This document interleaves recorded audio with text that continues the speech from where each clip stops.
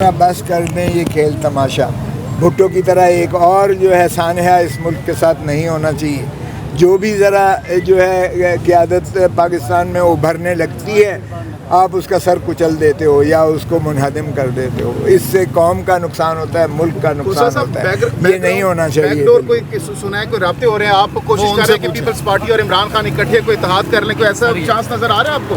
अगर मेरे ज़िम्मे कोई लगाएगा तो इससे बड़ी खूबसूरत नहीं हो सकेगी बात। Thank you. सियासतदानों को अपने मामलात मिल बैठकर सुधारना पड़ेंगे, तभी जो है एक स्टेबिलिटी आएगी, पॉलिटिकल स्टेबिलिटी, तभी ये मुल्क आगे चलेगा। लेकिन खान साहब तो चोर कहते हैं। एक सेकंड, आखिरी सवाल ले ले।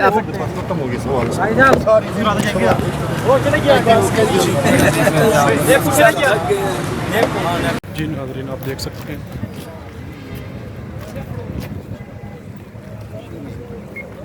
सबसे